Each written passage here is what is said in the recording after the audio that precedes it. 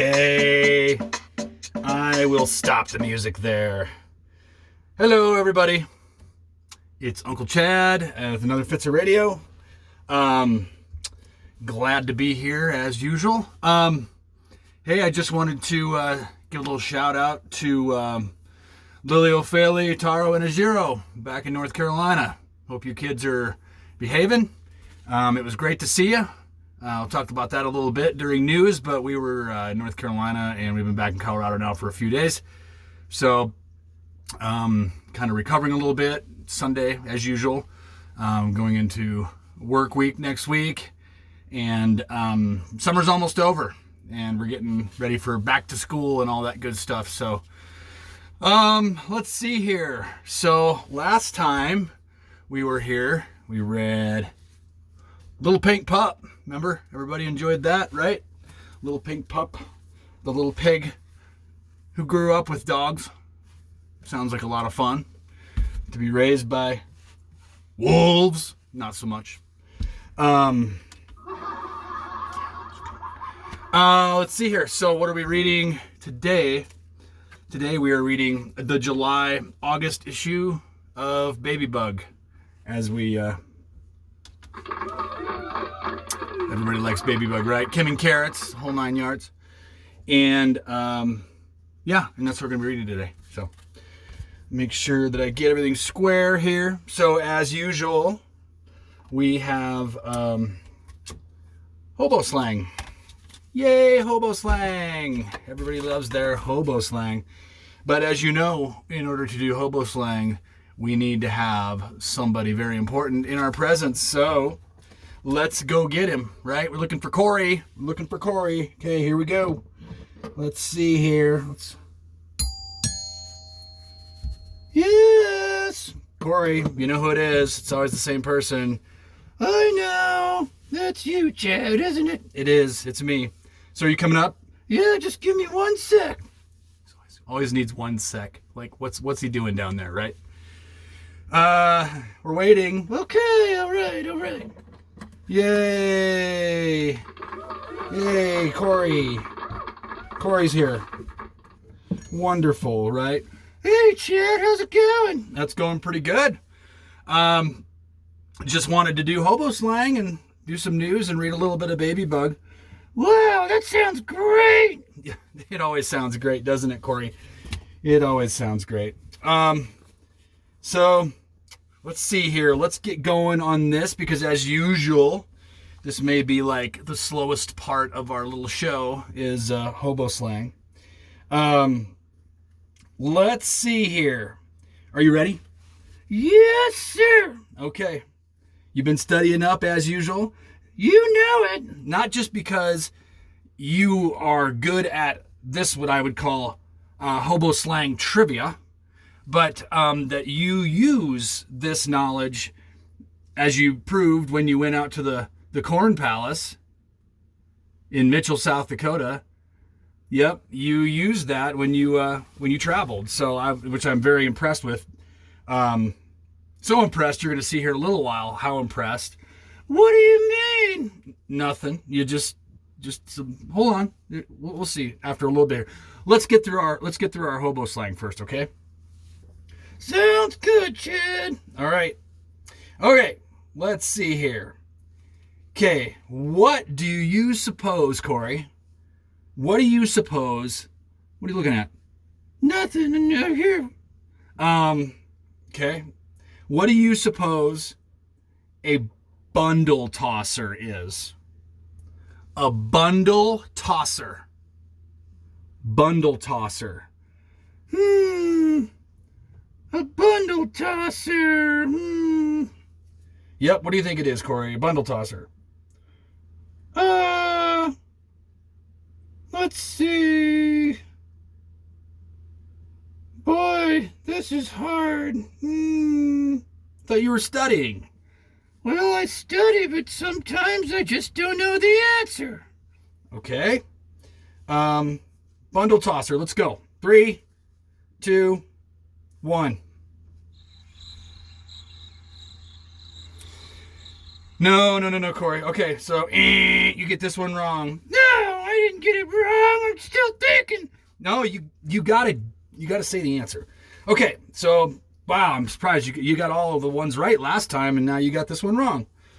So a bundle tosser is a hobo harvest hand who pitches bundles. Yeah, so it's a hobo, but also I guess a harvest hand who pitches bundles, like on a farm. He works on a farm and he's a hobo, but he has part-time work on a farm. Yeah, I didn't know that one. But I would have thought you would have had a fighting chance because you're Corey. You're all about corn and everything. You are corn. No, I didn't know that one, Chad. Okay. All right. Fair enough. Okay. Here's one. What's a buttermilker? What's a buttermilker? Buttermilker, Corey. Buttermilker. Buttermilker. Yep. Come on, Corey. Oh, wait a minute. I know this one. Could it be a hobo from Pittsburgh? Yes. Yes, sir. Yes, sir, it is. It is a hobo from Pittsburgh, Pennsylvania. All right. Yep, you got one right and one, you didn't answer the other one. Okay. This one. What is it to buzz? B-U-Z-Z. Buzz. Buzz. Like a bee? Like a bee. But, of course, as you well know, in hobo slang, these all have different meanings. So, what do you think buzz means? Well, somebody's gonna buzz around like a bee, and maybe they're going from place to place. Okay, all right. And maybe they're begging for something. All right. Corey, that's right. Buzz is to beg in hobo slang. Buzz is to beg. But here's another interesting fact. Speaking of cattail, Buzz or Buzzy is also the nickname of Julia's dad when he's in North Carolina. That's what they call him there. They call him Buzzy. Wow, that's a cool name. Yep, it sure is. I kind of like it. I wish I had that as my nickname, but I don't. So. Yeah, okay. What are some of your nicknames? Most people, I guess, would just call me Fitz. That's kind of been one that a lot of people in my family have had. People call us Fitz. Nugget was another one. Bucket was another one. I'm missing some, I'm sure. I guess when I was a little kid, they called me Ratchet Jaw, which, yeah, was a good one. But mostly Fitz. That's most of the time. That's what most people call me. Oh yeah, that makes sense because your last name is Fitzer. Yeah, yes it is. It is Fitzer, so Fitz, right? Like the Edmund Fitzgerald. They used to call the Edmund Fitzgerald the Fitz. But it was a big ore boat, a laker up on Lake Superior that went down and all hands lost. So that's a little bit depressing. But anyway, Corey. Oh, don't let it get you down, Chad. It's just a nickname. Yeah, it is. So anyway, Buzz is to beg. Are we good? Yes, sir. We're good as we can be. All right. Here's one. Crackleberries.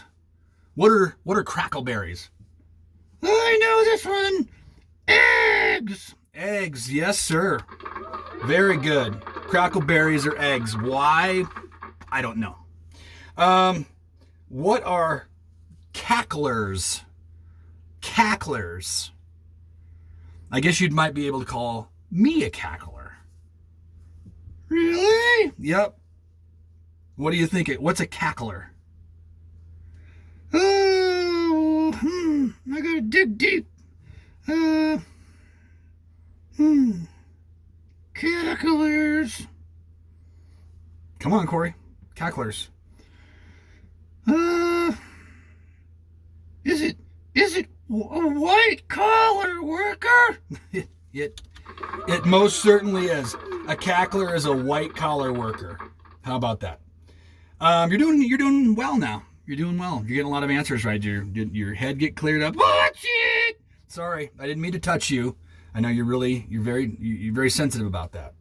You don't like anybody getting in my space. Exactly. Let's see here. What are cages?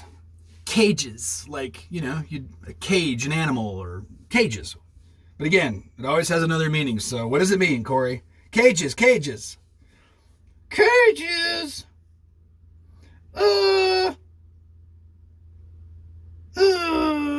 A place to put a chicken? No, you got this one wrong. Nope, unfortunately, I'd have to say, yeah, what are you saying? No, the cages are cubicle rooms in cheap lodging houses.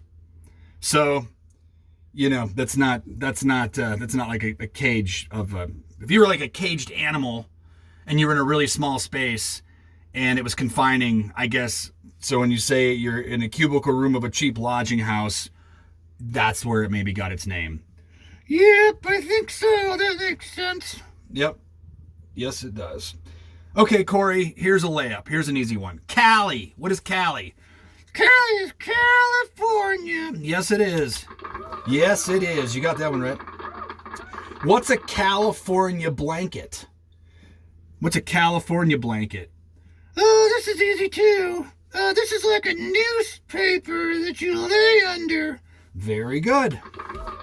Newspapers used to sleep under a California blanket, I guess because it's so warm in California that you can sleep under newspapers.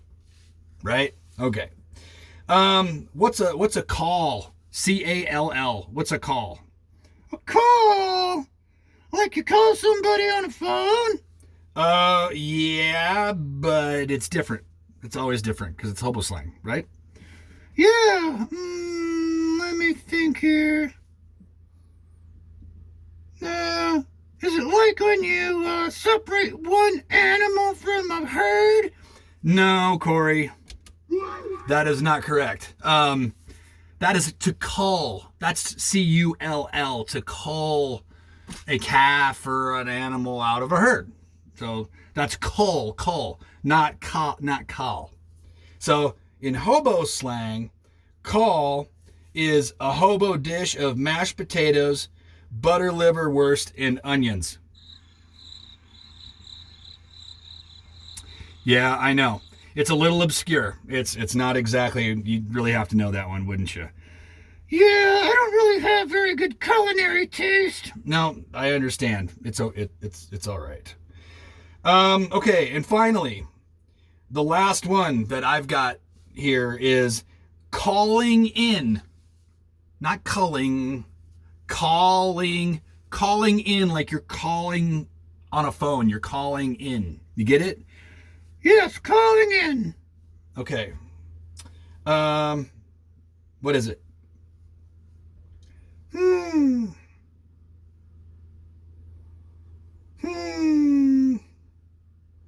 If I think back, I think about, is it going around and visiting other hobos? Corey? Partially correct. So it's actually using another's campfire to cook. So if you're calling in, you would be coming over and going, "Hey man, can I use your fire for my stew?" And then you'd be calling in. But it is about visiting too. Bows sharing information between one another, Yeah, I didn't really see anybody when I was out on the road. No, I know, Corey, because it's changed. This is kind of old timey, right? From boxcar days, right? This is not kind of. It's still applicable, but I know what you mean. Yeah, I know, right? But boy, I sure could have used a campfire out there when I was on the road because I was cold. Cold? Summertime? Wait till the winter. You plan on traveling in the winter? Well, if I need to go somewhere, I suppose it's kind of my only mode of transportation. Really? Well, Corey, I have a Corey and everyone, we're done with hobo slang. By the way, we're done. Hobo slang. But I do have one final thing that I need to present to you, Corey. I have a little bit of a gift, and I hope you appreciate it. But I was thinking about you out on the road and sleeping in the end of a grain car, and I figured you had to be cold, and so I got you something. Oh yeah, what is it? Well, here, I'm gonna push it up right next to you so that you can see. Everybody see? Corey, do you see it? Yes, sir, I do. What do you got there, Chad? Well, Corey, I bought you a sleeping bag. A sleeping bag? Yes, a sleeping bag. So your head and everything will fit right inside of there. I know how a sleeping bag works, Chad, but I'm just so darn surprised. Wow, a sleeping bag all of my own. Yep, and I didn't figure, we're in the middle of this thing. We're not going to have time to put it on, but maybe in the future we'll show everybody kind of what it's like for you to be in the sleeping bag. Do you think that's possible? Yes, for sure. Come sleep inside my sleeping bag. Corey, a little ZZ Top, man. Wow, that is impressive. I like that. So can I put it away now, or? Yeah, go ahead and put it into a safe place. Okay. All right. Cool. All right. Let's put that away. Hey, Corey, you want to see something? Well, of course. You just gave me a sleeping bag. Okay. Here. You want to see where I sleep when I'm on the road? Of course. Okay. Well, that's Holiday Inn Express. Here, I'll show everybody.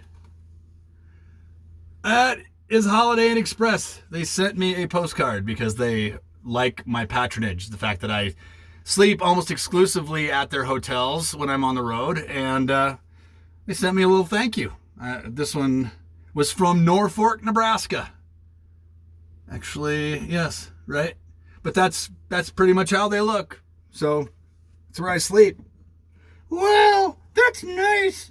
Wish I could sleep there. Yeah, well, they don't let your type in there. What is that supposed to mean? Nothing. Nothing at all, Corey. Just making a little joke. You got your sleeping bag. I love it, Chad. Thank you so much. You're awesome. You're the best. Okay, thanks. Thank you, Corey. I appreciate that. Okay.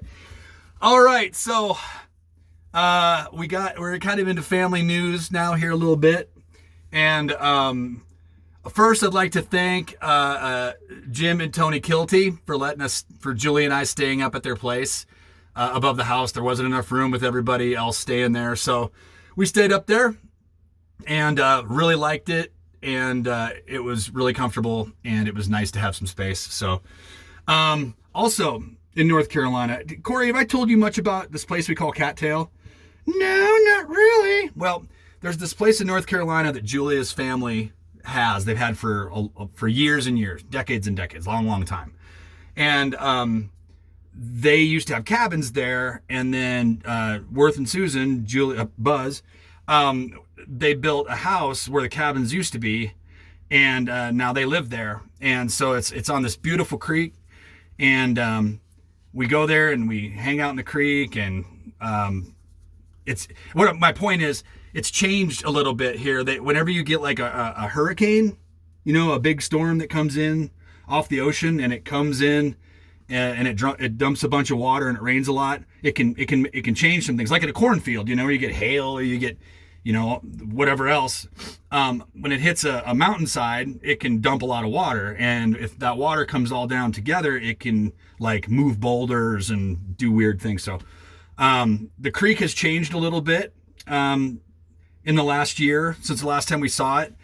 I kind of like it. It's a little cleaner. But there is a spot down about a quarter mile down the road called the Bathtub, and you can get into this. It's this big pool that you can swim in and stuff. And it used to have a place where you could jump off of a rock and into the water. I don't know how high up it was, 15 feet? Am I getting that right? Anyway, about, it was high up enough that it would give you butterflies when you jumped into the water. But unfortunately, the rocks got pushed down through that, and now you can't jump off the rock anymore. So, because there's rocks in the way of where you used to jump into water, now you would be jumping into rocks and breaking your legs and that kind of thing, which is no fun. Right? So the bathtub's still there, and there's parts of it that are a little bit wider, and like the pools are a little bit bigger maybe, but you can't jump off the rocks, so that's kind of a bummer. But anyway, we got to see all the kids when we were there. Lily, Ophelia, and then Taro and Ajiro came. They were there the last day, and it was great. It was great to see them, to see everybody. So what else? Back from North Carolina. Today we rehomed our 2 chickens, the ones that you maybe can kind of barely hear out here, Corey.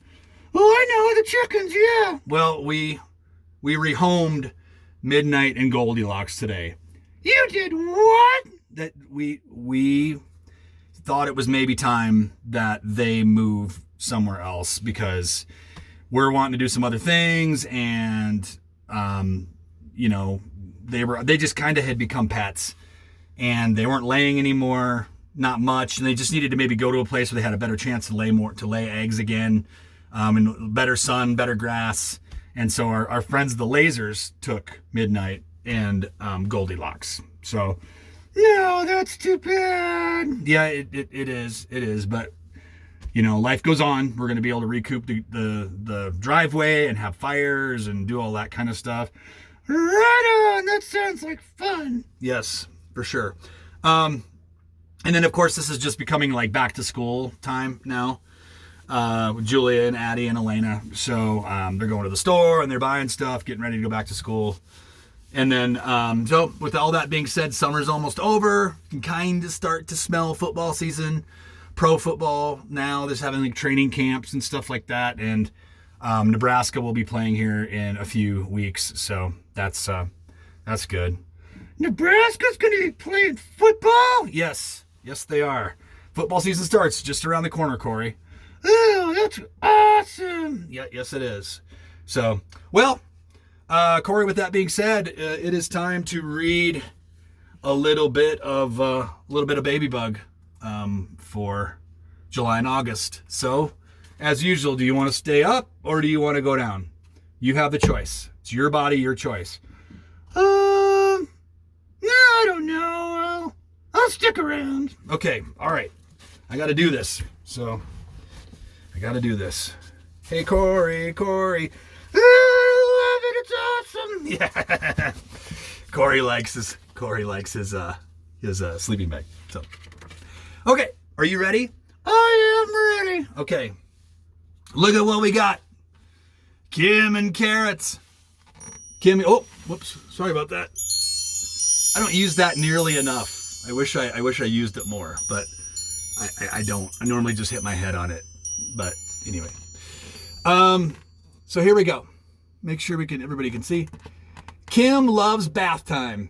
Kim makes waves for the boat and 2 yellow ducks. Mommy washes Kim's hair. Look at Kim's spiky hairdo. Right? Yeah. Now Carrots wants a bath. Time to dry off, Kim. Carrots needs a cuddle too. I mean, they have the rabbit in the bath? That seems a little unusual. Okay, Bucket. Remember I said that might be that was kind of my nickname. I think my brother Troy he used to call me Bucket because I would like eat a lot of food, and so it was like putting food into a giant bottomless bucket. That's why he called me Bucket. Anyway. Sand, water, rocks, shells. The bucket is full. However you filled it, pour, tip, dribble, splash. The bucket is empty. However you spilled it. I don't understand. Okay. The jellyfish jiggle. I was swimming in the ocean, and what did I see? A great big jellyfish floating toward me. I swam to the left and I swam to the right, and that great big jellyfish jiggled out of sight.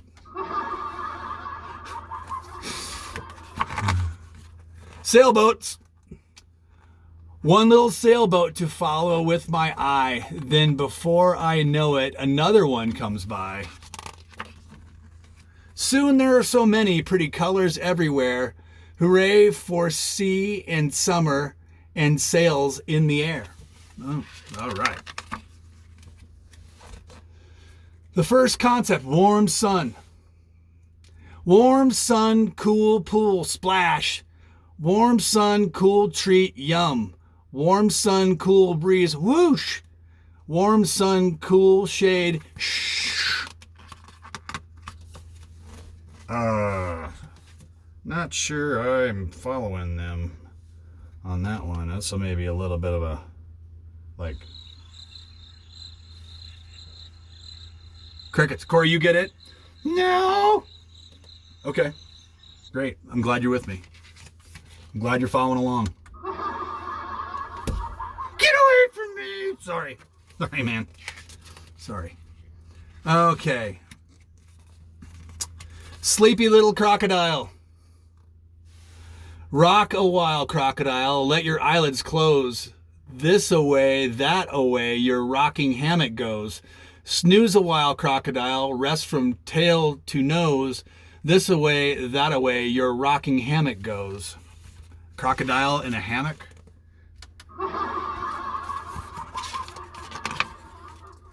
Oh. Family time. Family time is finding seashells, building castles, playing ball. Family time is eating ice cream, flying kites, and fun for all. All right. And bath time. Water flowing, bubbles blowing, time to rub-a-dub. Soapy giggles, silly wiggles, playtime in my tub. All right. That's it. That would be Babybug. So, let's see here. So, next time we have what's called Thanks to the Animals.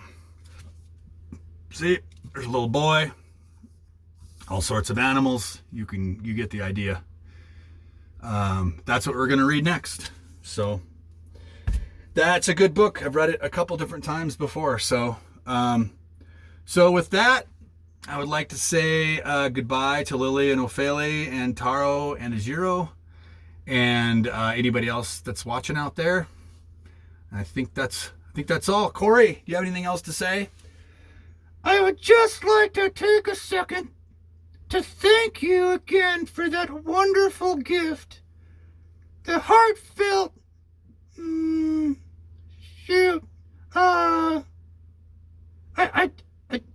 I just really appreciate you getting me a sleeping bag. Wow, I mean, come on, man. Now I can travel in style. Yep. Yep. Yes, you can, Corey. Okay. I it's no problem. I just saw it and I thought it was your size. I thought it seemed like a natural match. I hope you like the colors. Do you like the colors? Yeah, they're perfect. Oh, okay.